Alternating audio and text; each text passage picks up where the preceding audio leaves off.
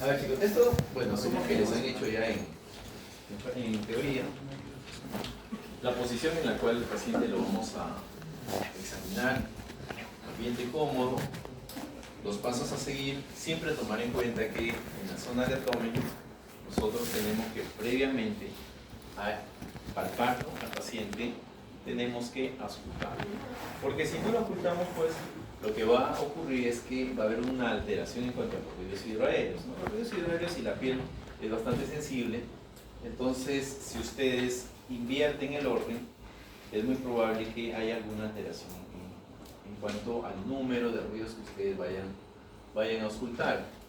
Lo ideal es así, pues, ¿no?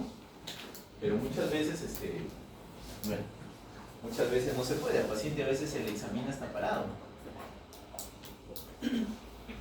Hay dos clasificaciones para la división del abdomen, ¿no? Hay una clasificación norteamericana y una clasificación europea.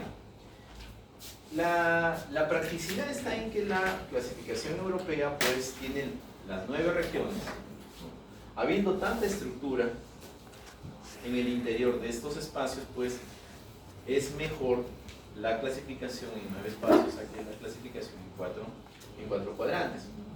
Sin embargo, habrán escuchado en algún momento decir, bueno, en cuadrante superior derecho, superior izquierdo, inferior derecho, pero es mejor utilizar la división de 9 cuadrantes. Entonces, ustedes ahí trazan 2 líneas que van a cortar la línea medio clavicular de una manera vertical y 2 líneas horizontales, ¿no? Una que va por el límite inferior del último reborde costal, estamos hablando de las costillas falsas, ¿no?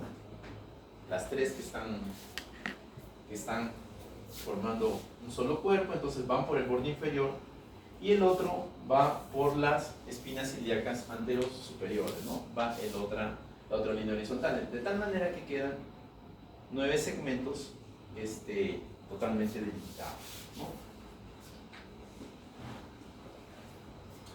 Ahora, bueno, sin lugar a dudas hay una serie de estructuras que en anatomía asumo que han observado y han tenido la oportunidad de conversarlas. De repente hay unos segmentos más importantes que otros, ¿no? Por decir, nos vamos acá al hipocondrio derecho, en donde tenemos a la vesícula, ¿no? Lo típico. Paciente, varón o mujer que sale con sus amigos, se come su sándwich con todas las cremas, ¿no? Va a su domicilio y empieza con un dolor cólico, ¿no? En el hipocondrio derecho. Pero es un dolor cólico. El dolor cólico es típico de víscera hueca, no se olviden. Entonces es un dolor cólico. Me aprieta y me deja de apretar. Me aprieta y me deja de apretar. Es un dolor típico cólico, ¿no? Entonces, ubicado en hipocondrio derecho, relacionado con la ingesta de algún producto graso. Mantequilla, palta, chancho, queso, palta, ¿no? Actualmente son productos grasosos, ha consumido y pasado unas horas o unos minutos comienza con el dolor. Pueden pasar 2 cosas en este paciente. Puede que se autolimite el dolor, como que puede que ese dolor que está en cuadrante derecho ya comience a irradiarse hacia la zona epigástrica y finalmente se vaya hacia la parte posterior. Entonces ya el paciente no solamente tiene dolor en la zona anterior, sino también en la parte posterior. Y ese dolor usualmente es típico de una pancreatitis. La mayor parte de pacientes con pancreatitis son de origen biliar y alcohólico. Pero en el caso de la paciente o el paciente que yo les estoy colocando, pues la posibilidad sería de que un cuadro vesicular finalmente sea complicado con un cuadro pancreático. Entonces, es lo más común, ¿no? Es lo más común. Ahora, si nos vamos a epigastrio, tenemos al estómago. Paciente, igual, volvemos al paciente.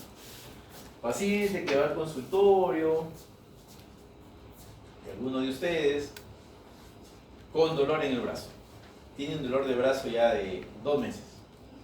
Entonces le dicen, bueno, vamos a dejarle un antiinflamatorio. Le dejan naproxeno 500 miligramos 2 veces al día, 2 semanas. Doctor, ¿y sabe que estoy mal de la garganta también? Ya, tome acitromicina. 500 miligramos, 1 vez al día, 5 días. El paciente al tercer día ya está que comienza a molestar. Es muy irritante, ¿eh? El macrólido más el naproxeno es un bombazo. Comienza el paciente a presentar dolor tipo ardor. Doctor, me arde, me quema. Siento como un fuego que tuviese aquí en la boca del estómago. Inclusive por momentos tengo como un ácido que me sube por la garganta e inclusive me molesta. Hasta tos tengo, doctor, ahora. Tos. Pero hecho, no, doctor, tengo tos. O sea, es tanta la molestia que hasta tos me produce. ¿Qué es lo que pasa? El paciente hace pirosis. Pirosis no es otra cosa que la regurgitación del contenido gástrico. Ahora, dependiendo del grado de reflujo que tengan, porque una pirosis lo que les dice, ¿saben qué, doctores? Hay un reflujo. Se nos está regresando el alimento del estómago al esófago e inclusive podría ascender hasta la zona orofaríngea. Entonces, esa regurgitación produce irritación faríngea. Muchas veces hay pacientes que van con tos, pero no porque tengan un cuadro respiratorio, sino porque tienen reflujo. No se olviden. Causa de tos, el reflujo. Le manejan el reflujo y se le fue la tos. Entonces, volviendo a su paciente que está con acitromicina y naproxeno, llega con un ardor intenso, pero un ardor localizado. No se irradia usualmente, pero es un ardor muy intenso. Doctor, ¿cómo y me duele más todavía? Y eso les puede hacer pensar si es un tema gástrico o podría ser las primeras porciones duodenales que están inflamadas con este tema inflamatorio. Entonces, lo más común acá, chicos, es gastritis o reflujo gastroesofágico en la zona epigástrica. Eso es bastante común. Ahora, si nos vamos al lado izquierdo, bueno, usualmente no hay muchas manifestaciones en este lado izquierdo. Ahora, si nos vamos a esta parte central en donde está el tema del colon y la región umbilical, pues lo más común son la presencia de distensiones abdominales. Doctor, me duele acá, di me duele allá, di me duele para acá, di me duele más abajo y colon. Señor, ¿y usted evacúa todos los días? Escucha, doctor, cada 3, 4 días hago mis deposiciones y las hago con mucha dificultad. ¿No? Le palpan el abdomen, palpan una cuerda cólica. ¿No? O sea, la cuerda cólica que palpan la porción del sigmoides descendente y heces que se encuentran en esa zona. Y se palpa con una pequeña masa en la zona del flanco izquierdo. ¿No? Entonces, que se palpe el páncreas, que se palpe esto es muy complicado, mejor dicho, es imposible de palpar, pero sí pueden tener la sospecha de que algo está pasando en un paciente con problema de páncreas. Lo más común son las neoplasias. Paciente ictérico con una ictericia verdínica, o sea, viene como el increíble Hulk, así, de ese color, con historia de un cuadro consultivo ya de algunos meses, y el tipo ha ido bajando de peso. Ahora, dependiendo de la ubicación, ¿no? Si es cabeza y páncreas no duele mucho. Si es cuerpo, si es muy doloroso, ¿no? Pero lo típico es la coloración. La coloración y el cuadro consultivo. Estos pacientes tienen que evolucionar mal en evolución. Ahora, bajamos y nos vamos a posillaca derecha. Pues aquí, estamos. El apéndice es el órgano que quizá más se opera, los cirujanos más operan, ¿no? Hasta de interno a uno le dan la oportunidad de tu apéndice, muchachón, porque te has portado bien, hacen su apéndice. Entonces, el dolor típico, bueno, es un dolor difuso. Inicialmente es difuso, ¿no? Pero al pasar las horas comienza a focalizarse, porque ya comienza a irritarse de una manera más importante el apéndice y comienza a topar. El peritoneo parietal. Entonces el dolor que de pronto es difuso, con el pasar de las horas, focaliza ahí en el lado derecho. Y usualmente el paciente no tiene apetito. Difícil que ustedes tengan un paciente con sospecha de apendicitis que tenga hambre. O sea, lo común es que el paciente pierde las ganas de comer, ¿no? Pierde las ganas de comer y el dolor es difuso y de pronto focaliza en el lado derecho. Bien, si nos vamos aquí al centro, pues al tener cuidado, sobre todo en mujeres, que a veces pueden haber embarazos que pueden pasar, ¿no? Han pasado muchas veces gestaciones como tumores, porque a veces el dato que le puede dar el paciente, fecha de última regla, hace 3 días, no es cierto, ¿no? O está con la mamá al costado, fecha de última regla, reciencito se acabó. Ustedes tocan ahí, pero aquí ya no sé, doctor. Un tumor, dicen ustedes, un tumor, es un tumor. Resulta que tumor, ¿no? Y el otro tema es la vejiga. O sea, es común también, es común tocar vejiga, ¿no? En la zona suprapúbica. Pacientes usualmente diabéticos, ¿no? O pacientes con hipertrofias prostáticas que no orinan regularmente. Ustedes palpan y sienten una masa, ¿no? Dicen aquí, ¿no? Pero resulta que es un globo vesical, o sea que es la vejiga. Le ponen una sondita y orinar, ¿no? Eso es uno. Lo otro es que ven el paciente con mucho dolor. O sea, el no orinar, no sé si a ustedes les habrá pasado, de repente, imaginen, bueno, yo creo que las damas más, aunque la vejiga de las damas tiene un volumen mucho mayor, una capacidad mayor, casi 1 litro pueden acumular de orina, en cambio nosotros con medio litro ya estamos en apuros. O sea, les habrá pasado que están en algún sitio y no pueden orinar, y ustedes están ahí aguantando el orina, ¿no? Entonces comienza a molestar mucho. O sea, más o menos eso le pasa a los pacientes que tienen un tema prostático, o de pronto tienen algún problema a nivel vesical y eso no les permite eliminar, o de pronto un cálculo a nivel vesical. También obstruye la vía urinaria y se forma el globo vesical. Entonces, en esa porción, importante tener en cuenta, y en el lado izquierdo, pues los dolores en el lado izquierdo, sobre todo en pacientes ancianitos, piensen en enfermedad diverticular o en divertículos o en diverticulitis, ya cuando el paciente está con fiebre y todas esas cosas. Es un dolor muy intenso, ¿no? Inclusive se habla de una clínica muy parecida al apéndice, pero en el lado contrario, en el lado izquierdo.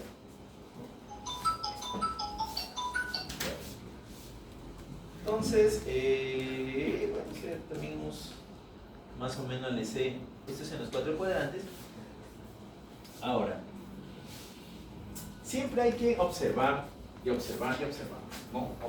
Observen la pared, observen el abdomen, observen si se evidencia algún tipo de circulación.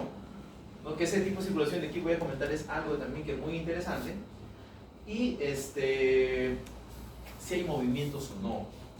Porque, por decir, un paciente viene con dolor muy intenso, quejándose inclusive, ¿no? Y ustedes lo observan y hasta para respirar el paciente tiene mucha dificultad. El abdomen disminuye, ¿no? Intentan tocar y les quitan la mano. Y ustedes tocan y están duros. O sea, hay una irritación tan intensa que la musculatura se pone dura. Es el famoso abdomen en tabla. ¿Qué les hace pensar? Se perforó una víscera ahí. Lo más común puede ser una apendicitis complicada, pero un abdomen que ustedes toquen y está duro e intocable y el tipo grita y se escucha, ¿sabe Dios hasta dónde? Es altamente probable una perforación de víscera a nivel abdominal, a hueca posición, ¿no? Bueno, siguiendo con la evaluación de piel. En pacientes con problemas pancreáticos o en pacientes con traumas abdominales importantes, cuando encontramos sangrados a nivel retroperitoneal, aparecen estos signos, ¿no? El signo de Cullen y un signo de Gray-Turner, que aparece en los flancos y aparece en la zona periumbilical. Estos signos nos hablan de que hay un sangrado retroperitoneal. O sea, este es un signo de extrema gravedad. Y más aún, si se presenta en un paciente con pancreatitis, peor todavía. O sea, habla de una pancreatitis necrohemorrágica, que es algo muy, pero muy grave. O sea, paciente con altas posibilidades de ser convocado a la selección. Otra cosa que también importante observar bien, estas son las famosas estrías rojas.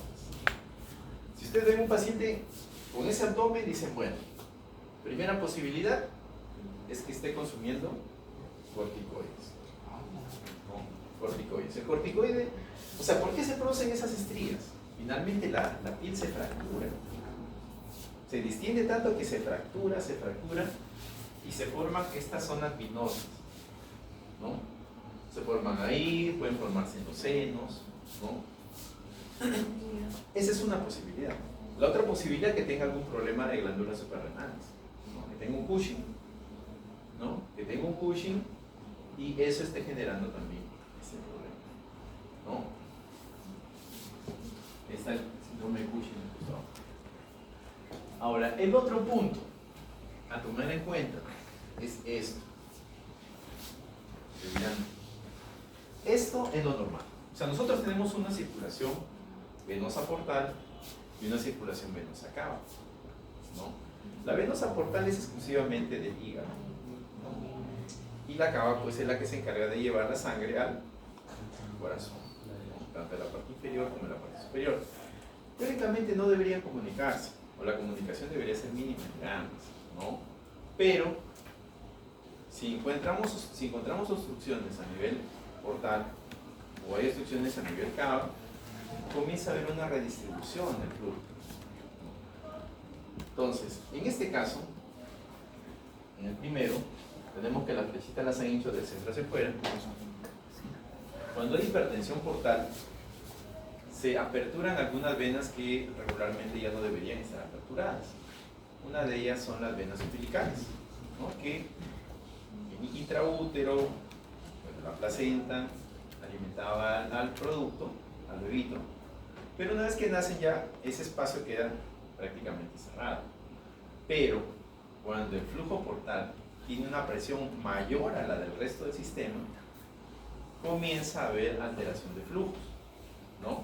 Y entonces, finalmente la sangre va a buscar llegar a la aurícula derecha. Ahora, si hay un bloqueo en la porta por la presión tan alta, comienza a ver el camino a través de las cavas. Y finalmente las cavas comienzan a comunicarse también. Entonces, aquí esto nos indica, cuando encontramos un paciente con dilatación venosa periumbilical, esto nos habla de hipertensión portal. Entonces, la hipertensión portal, como les menciono, está ocasionando de que se aperturen venas que regularmente estaban cerradas, ¿no? O que se dilaten otras. Es el caso de las hemorroidales superiores. Las hemorroidales superiores tienen mucho que ver con esta circulación. Entonces se aperturan otras venas. Las esofágicas, hay una comunicación de la porta con la vena esofágica que se da en el sentido de las esofágicas a la porta, pero al aumentar la presión en la porta comienza a hacerse en sentido contrario. Entonces, un paciente cirrótico tiene las famosas varices esofágicas, tiene varices gástricas, ¿no? Que no son tratables, no hay forma de tratar varices en el estómago, ¿no? Entonces, eso explica los volúmenes tan altos de sangrado que hay cuando un paciente rompe una varice. Y ahora, lo otro es que ustedes van a encontrar pacientes que tienen acentuación de las venas paralelas, o mejor dicho, las venas de manera vertical al abdomen. ¿Y qué nos habla esto? De una obstrucción de la vena cava. Puede ser la cava superior o la cava inferior. Entonces, ¿qué pasa? Ya no cogen el camino que regularmente tiene el flujo, sino utilizan las intercostales, ¿no? Utilizan la famosa vena ácigos. La vena ácigos comunica la cava superior con la cava inferior.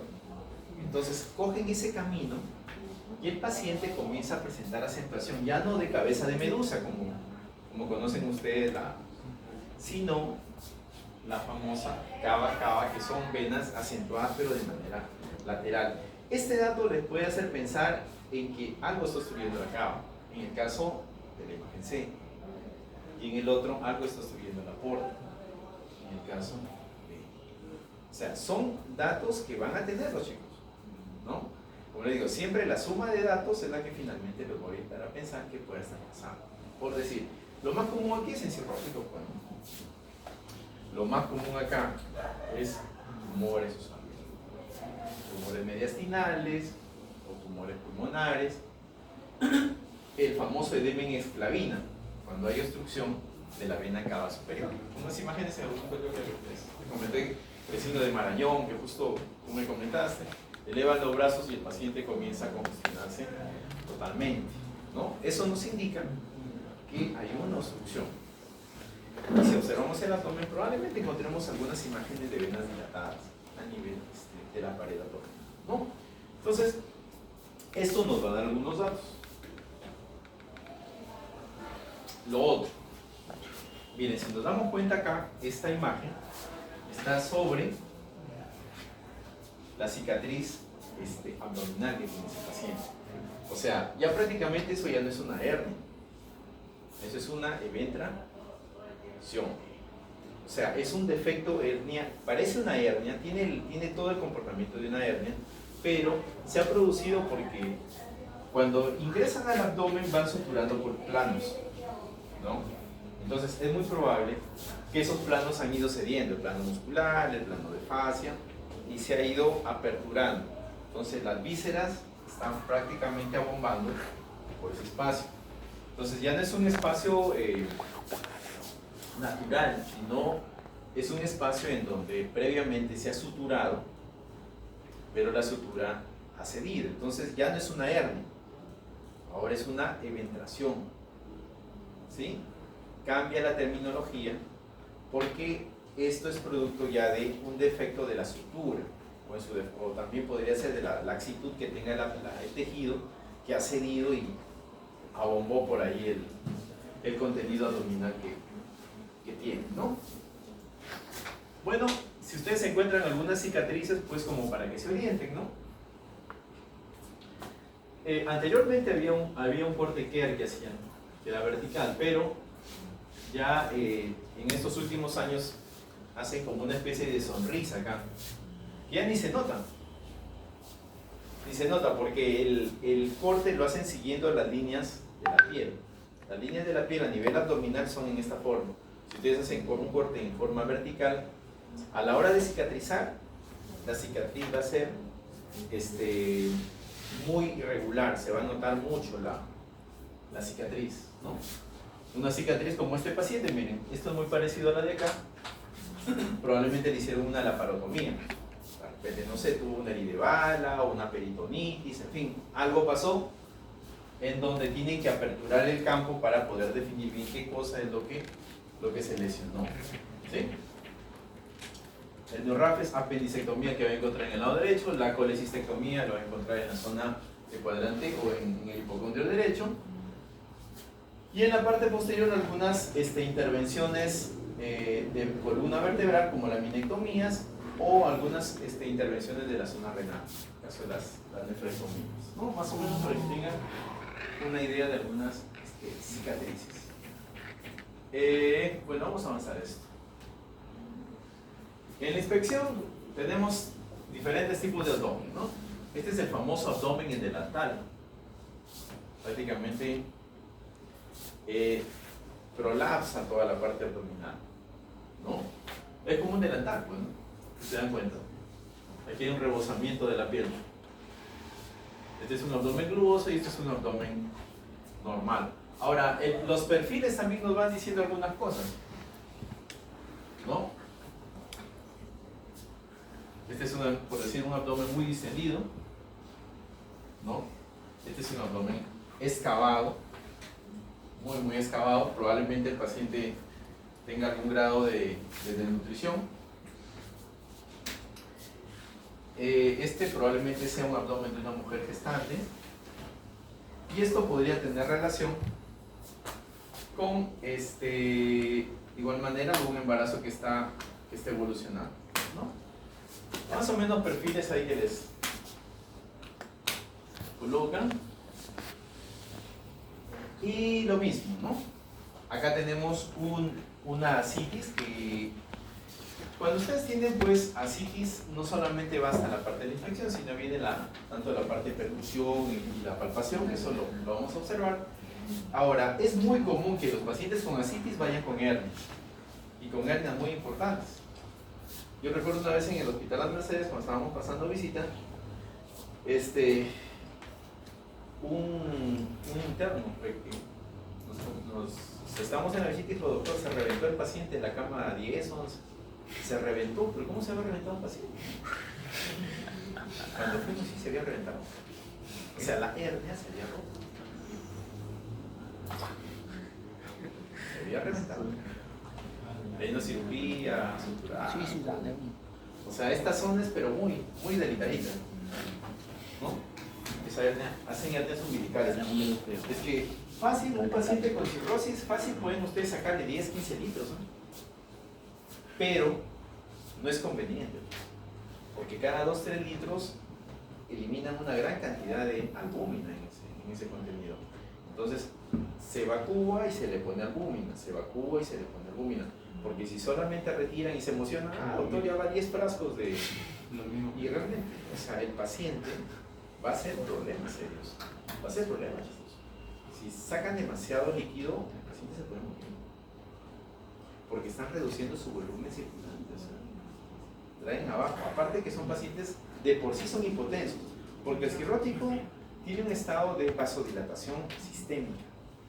Es un paciente vasodilatado, porque doctor, ¿pero por qué está vasodilatado? Está vasodilatado porque, o sea, en lugar de tener líquido dentro de sus vasos, los tiene afuera.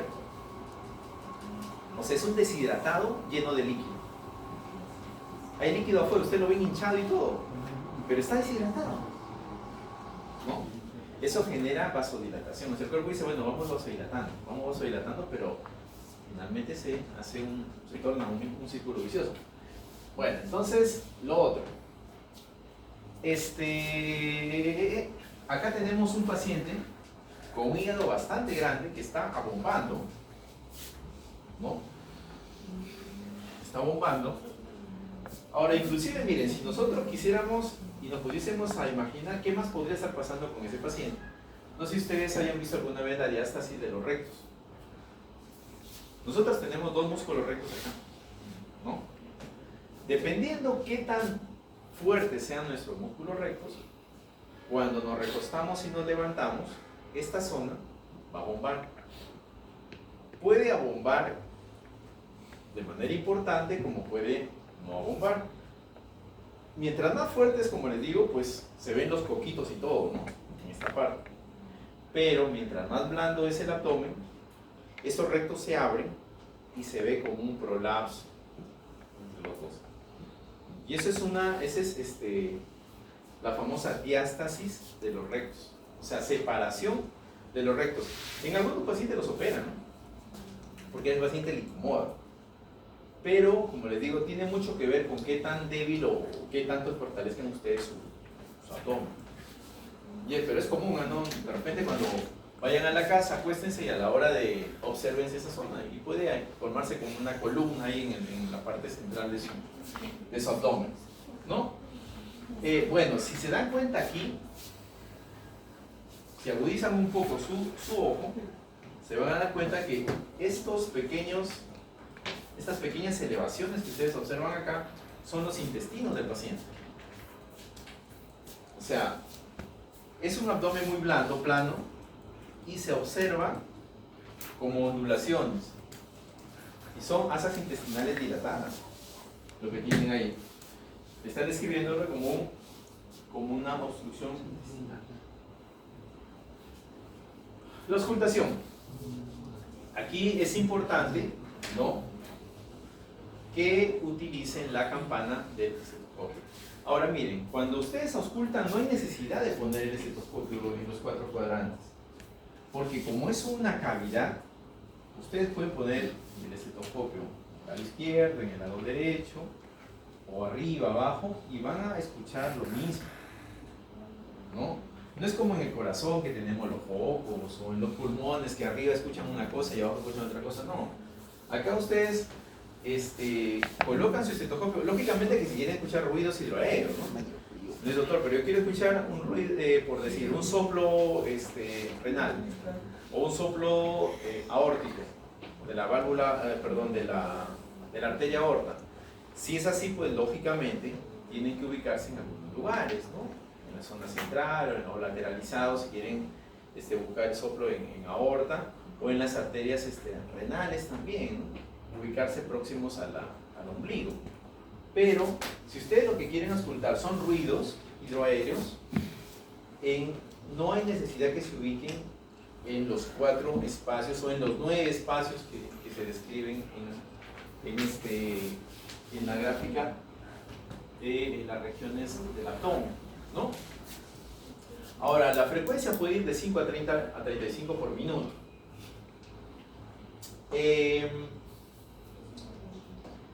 Si hay disminución por más de 2 minutos de los ruidos, sí, hay que tener cuidado, ¿no? Ojo que cuando nosotros no encontramos ruidos, ¿no? Es importante que le preguntemos al paciente: señor, ¿usted hace deposiciones o no hace deposiciones? El paciente le puede decir: ¿sabe qué, doctor? Yo no hago deposiciones hace 5 días o 7 días. Entonces, ustedes lo que tienen que verificar es si tiene o no deposiciones en la ampolla rectal. Porque, ¿qué pasa? Es muy común los fecalomas. ¿Y qué son fecalomas? Son restos de heces en la ampolla rectal. Mientras más tiempo permanecen las heces en la ampolla rectal, se van a secar más las heces. Porque el trabajo del colon es chupar agua. Ese es su chamba, chupar agua. Todas las deposiciones que ingresan al colon ascendente y van avanzando por el descendente y descienden, van siendo deshidratadas hasta llegar. Entonces, si tienen un paciente que hace deposiciones dejando un día, otro que hace deposiciones dejando 3 días, otro que hace deposiciones dejando 5 días, ¿cuál de los tres tendrán las heces más duras? El de los 5 días, ¿no? Porque, como les vuelvo a decir, mientras más tiempo estén las heces en el intestino, más deshidratadas van a estar. Conclusión, van a estar más secas. Entonces, cuando ustedes tienen pacientes que no tienen ruidos, que tienen un periodo prolongado, que no hacen deposiciones, tacto rectal. Preferible meter el dedo que meter la pata. ¿Sí? Sí, la doctora se preocupó. Es que realmente es preferible meter el dedo que meter la pata. ¿Por qué? Miren, les pongo esta situación del paciente. Ya. El paciente que les mencionaba, hace 5 días, hace 7 días que no hace deposiciones, ¿no? Entonces, ustedes auscultan, no hay ruidos. Dicen, bueno, o el intestino no se mueve, o hay algún problema más serio. Entonces, le hacen el tacto rectal y encuentran heces abajo. Entonces, ahí lo que hay que hacer es evacuar esas heces. ¿Cómo le evacuamos? Le ponemos un enema.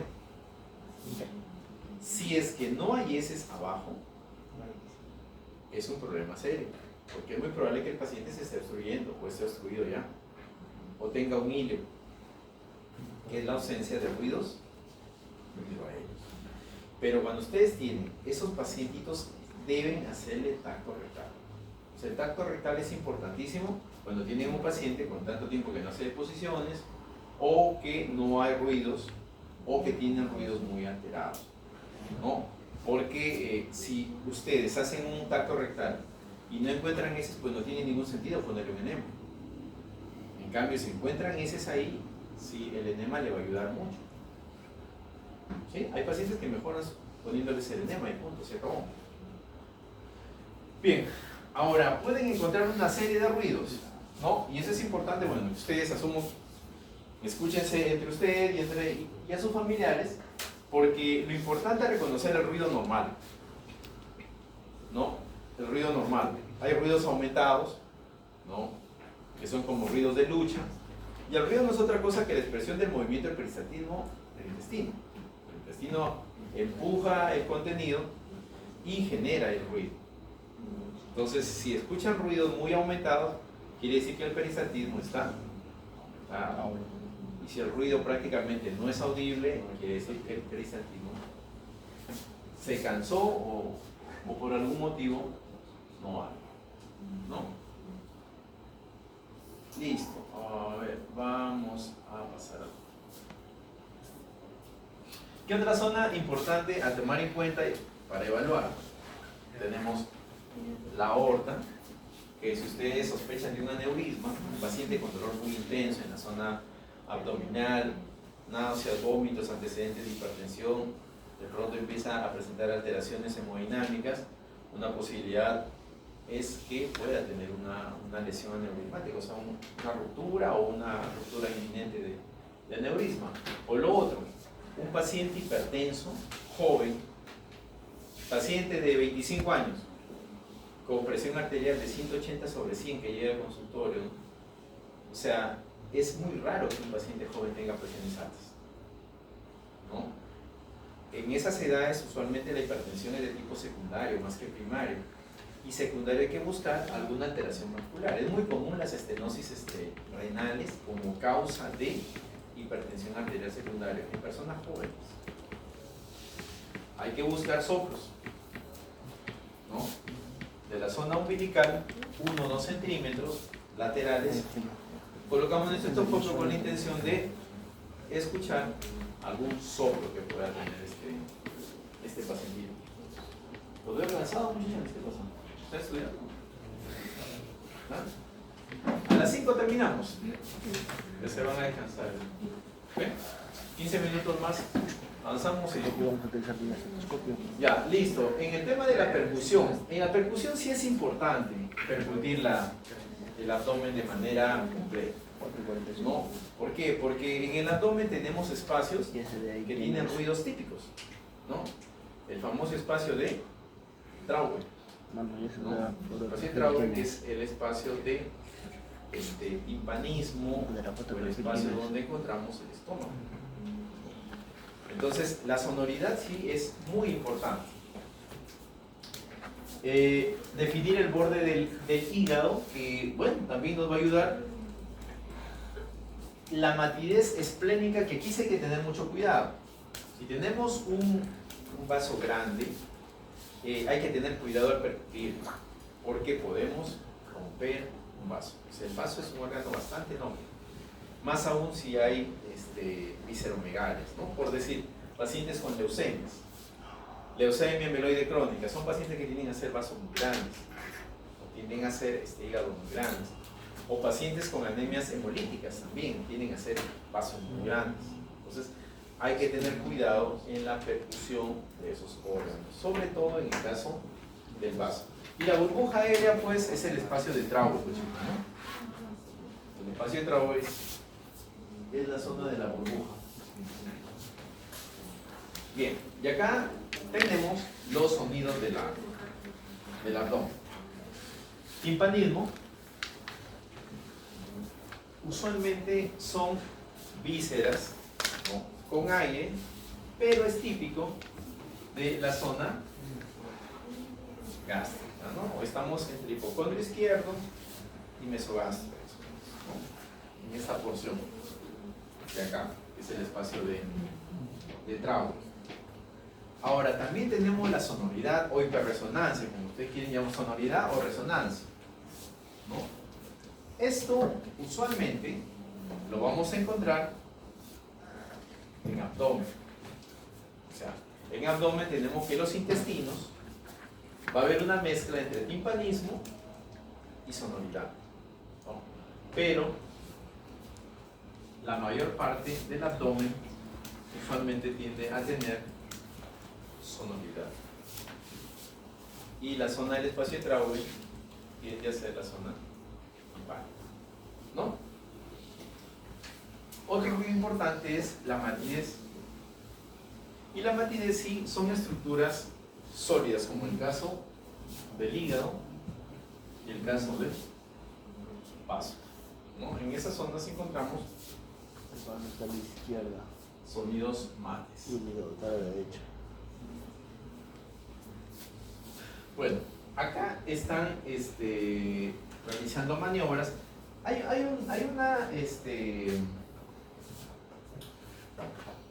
una maniobra que en el tema de la percusión, ¿no? Nosotros lo podemos realizar, lo vamos a realizar en la práctica, siempre entre los espacios intercostales y empezar a percutir, ¿no?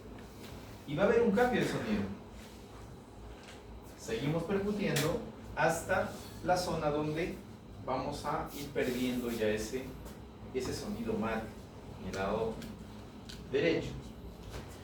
Y en el lado izquierdo podemos hacer la evaluación siguiendo la línea medio clavicular debajo del reborde costal izquierdo para lo que es percutir este paso. O sea, en ambos casos utilizamos la percusión bimanual, ¿no? Que chicos practiquen para la próxima semana estar golpeando todo lo que se mueva. Ya, ahora, el timpanismo puede aumentar de manera difusa, ¿sí?, cuando encontramos aire por encima de lo que usualmente encontramos en el espacio de Traube, ¿no? O puede estar alterado porque tenemos un paciente con un paquete tejido celular subcutáneo muy grande, muy grueso. Entonces va a ser un poco complicado poder realizar la percusión. Y cuando hay mate, este sonido va a ser reemplazado por la matidez. Esto usualmente es muy frecuente en pacientes con hepatopatías, principalmente los cirróticos, ¿no? Las famosas ascitis. Percutimos y encontramos y vamos definiendo el área que se encuentra ocupada por líquido, o si es que hay masas, o si encontramos una vejiga o un globo vesical, una vejiga con bastante contenido. Pero bueno, es muy complicado hacer esto porque una vejiga con orina es una vejiga muy dolorosa. Ustedes intentan golpear y probablemente el paciente le mete otro golpe a ustedes, porque es una zona, duele mucho una vejiga con orina, así que no es una buena maniobra que realizar. Este patrón de tablero de ajedrez, miren chicos, este patrón de tablero de ajedrez se describe usualmente en pacientes con tuberculosis, ¿no? ¿Por qué tablero de ajedrez? Porque ustedes van a percutir zonas sonoras o timpánicas y van a percutir zonas mates. ¿Qué nos dice? Que hay líquido dentro de la cavidad, pero se encuentra de manera tabicada, como si fuese un panal de abejas. Un panal con espacios con líquido, espacios sin líquido, espacios con líquido, espacios sin líquido, espacios con líquido, y por eso le menciona o lo describe como un patrón de tablero de ajedrez. Sí, eso, bueno, ya para ser muy acucioso con la parte al momento del examen. Ahora, la percusión.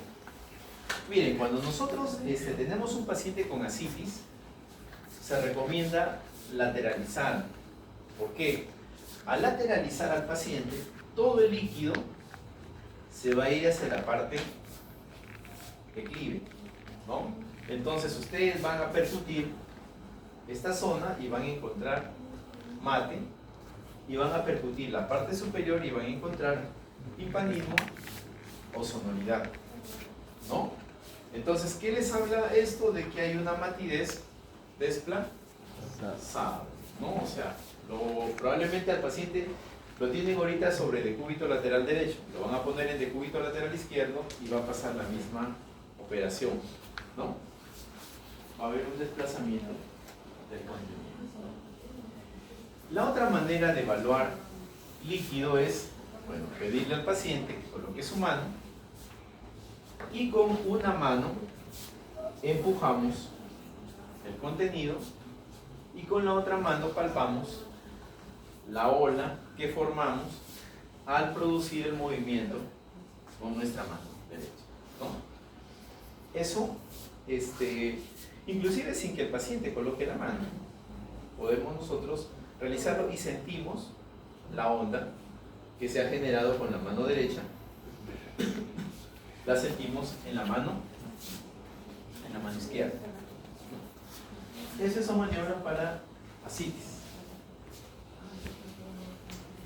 Y en la palpación vamos a tener cuidado, porque si empezamos a examinar zonas, empecemos por las zonas que no duelen.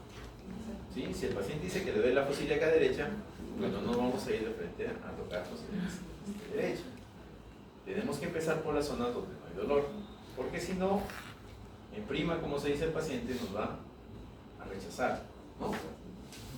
Entonces, siempre tener cuidado las zonas de dolor y donde hay resistencia. Y a resistencia nos referimos a que ustedes tocan y sienten el músculo contraído, ¿no? Si hay edema, también es importante definirlo, bueno, utilizar el signo de Godet para que más o menos tengamos una idea de la intensidad o del grado de la retención que tenga el paciente. Siempre empecemos con una palpación superficial. Siempre. Nunca vayamos de frente a meter nuestras manos de manera muy intensa. Primero, de manera superficial. Los cuadrantes o las 9 regiones que ustedes hayan planteado, traten siempre de iniciar el examen con las manos no frías, ¿no? Porque ustedes, nuestras manos están heladas y el paciente contrae, ¿no? Se contrae la musculatura. Entonces, trata de calentar un poquito las manitos, ¿no? Antes de empezar a hacer el examen. Y con la mano extendida. Se puede empezar en cualquier región, pero usualmente recomienda sentido antihorario, ¿no? Empezar en el lado izquierdo y de ahí irnos hacia la zona mesogástrica. O sea, hacerle como una especie de signo de interrogación, más o menos. Y ojo, no se olviden de esto. Las zonas dolorosas van al final.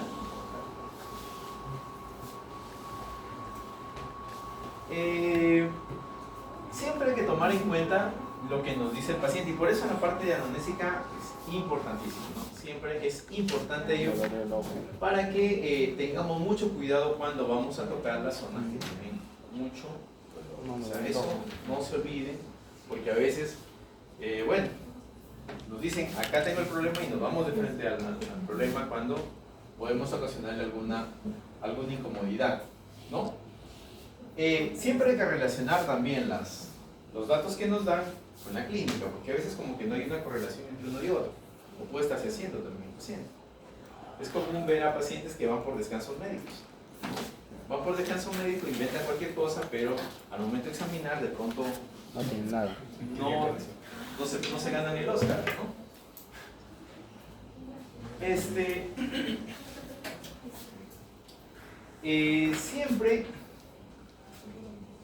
Siempre, si el dolor está alejado de la zona del ombligo o de la zona umbilical, probablemente no sea tan orgánico como el paciente lo está mencionando.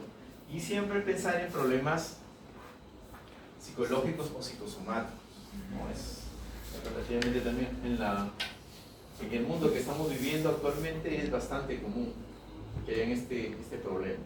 Ahora, cuando ustedes examinen, es bueno también que establezcan cierta conversación con el paciente para que el paciente se olvide que ustedes están examinando, ¿no? Porque a veces cuando el paciente se está haciendo, está mirando donde ustedes están tocando, y en cambio si ustedes están hablando, les están conversando y van tocando, muchas veces hasta la zona donde usualmente él mencionaba que él tenía el dolor ya no se da como tal, ¿no?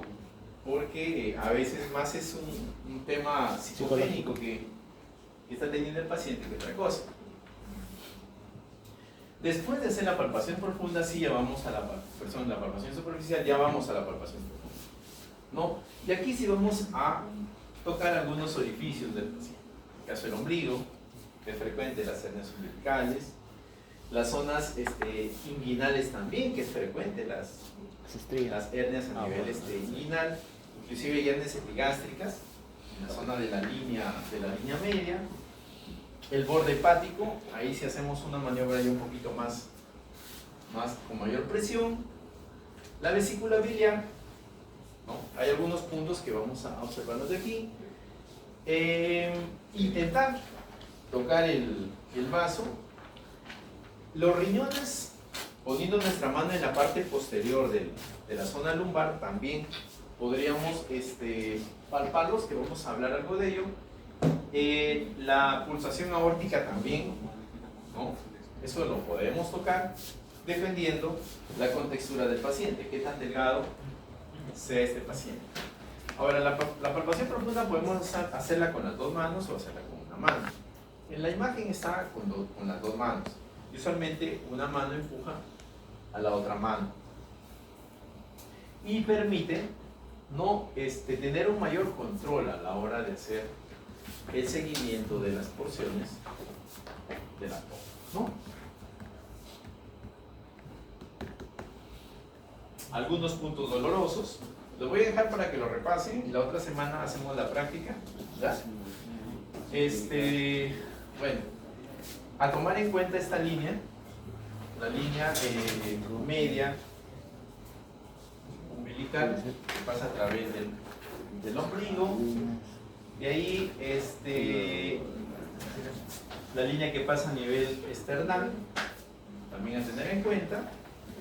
Este punto epigástrico, punto de Morrison, es para ver su punto pancreático.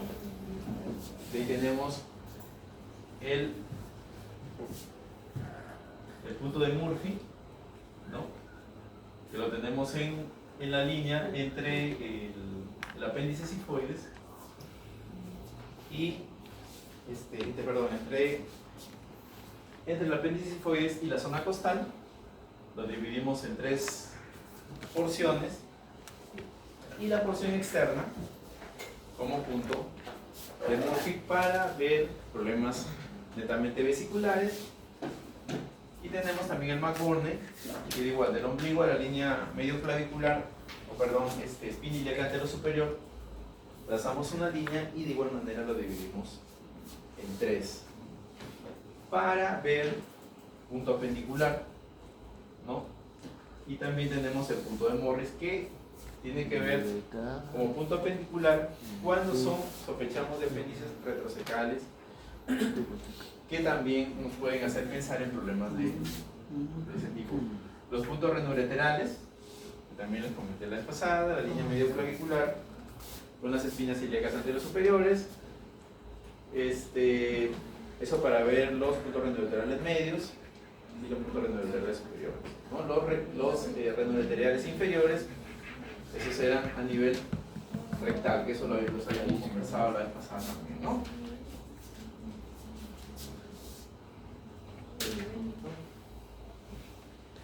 Bueno, esto lo voy a dejar para que lo repasen, chicos, ¿ya? Estos signos también son muy importantes. El Bloomberg, el de rebote, nos habla de irritación peritoneal. Cuando ustedes tengan un Bloomberg o un Robson también, les habla de que el problema ya no es solamente de la estructura, es muy probable que ya haya inflamado todo el espacio peritoneal. Entonces ustedes tocan un lado y de pronto el dolor lo sienten en otro lugar. Entonces, y ese es un signo de irritación peritoneal. ¿Sí? El signo es básicamente para ver localización apendicular junto con el obturador. Esto lo vemos básicamente en problemas apendiculares. Este signo de sí es menos frecuente evaluarlo, también para ver problemas a nivel apendicular, ¿no?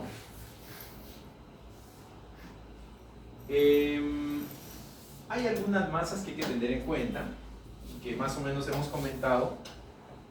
La vejiga, los ganglios a nivel inguinal. No se olviden, un ganglio a nivel inguinal puede llegar hasta 2 centímetros, ¿no? O sea, en la zona inguinal podemos tener ganglios grandes. Entonces, siempre es importante que sepan ustedes el tamaño de los ganglios dependiendo de la zona. Hasta acá podemos tener hasta 1 centímetro a nivel cervical, pero en la zona inguinal puede llegar hasta 1,5 centímetros, 2 centímetros. Entonces, es importante porque si ustedes encuentran un ganglio 2 centímetros acá, pues no se van a preocupar. Pero si encuentran un ganglio de 2 centímetros en esta zona, hay cambio térmico, ¿no? Listo. Los rectos, esto es lo que les mencionaba, ¿no? La diastasis de los rectos se produce porque hay una separación. Al momento de contraerse, estos músculos se aperturan, queda como un ojo. Y por ahí prolapsa el tejido que está en la parte superior. Es el famoso, la famosa diastasis de los rectos. Bueno, la palpación del borde hepático, sí, que la tenemos acá, puede ser bimanual, empujamos con una mano y con la otra palpamos el borde inferior hepático. Usualmente le pedimos al paciente que inspire y de que expire, y nosotros realizamos la maniobra cuando el paciente está expirando. Si estamos sospechando de algún problema vesicular, el paciente tiende a suspender la expiración cuando presionamos, o sea, cuando tiene un mulfi positivo, ¿no? Y acá también lo podemos hacer con método alternativo, ¿no? Utilizando la mano estirada y ya no la mano junta para el mismo examen que estamos realizando. La otra es una maniobra haciendo una especie de gancho con las dos manos, pero ubicándonos hacia la parte superior, ya no de frente, sino nos ubicamos en esta posición con el paciente con la cabeza para el lado izquierdo. De igual manera, se busca realizar la misma maniobra, ¿sí? Desde la parte inferior y palpando hasta tratar de enganchar el borde inferior. ¿No?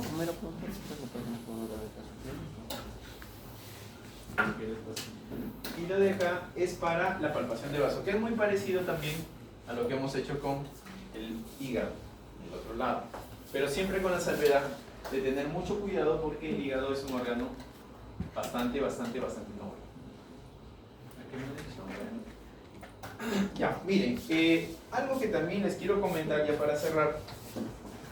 Ustedes con su estetoscopio pueden definir el tamaño del hígado, ¿no? Y ustedes dirán, ¿pero cómo? Colocan el estetoscopio en la superficie de la piel y con otra mano comienzan a rasgar la piel. Pero comienzan a rasgar la piel, lo voy a poner ahorita en el... Imaginemos. Este es el hígado, ¿sí? Ok. Me pongo mi estetoscopio y pongo mi estetoscopio acá. Y con la otra mano comienzo a hacer esto. Cada vez que ustedes pasan sus dedos sobre la piel de la persona, va a haber un sonido muy parecido que va a seguirse repitiendo. Pero va a llegar un momento en que cambie el sonido. Al momento que cambie el sonido, va a ocurrir de que ustedes han pasado de este espacio a este espacio. O sea, el sonido va a ir de la mano con el tamaño del hígado. Y eso lo vamos a hacer la otra semana en la práctica. Porque a veces es un poco difícil tocar la parte hepática. Con el estetoscopio les puede ayudar también a tener un dato más sobre el tamaño del hígado. ¿Ya? Ya pues chicos, lo veo que están recontracansados. Creo que están estudiando demasiado, chicos. ¿Qué pasa? ¿Ah? Fármacos los tiene locos.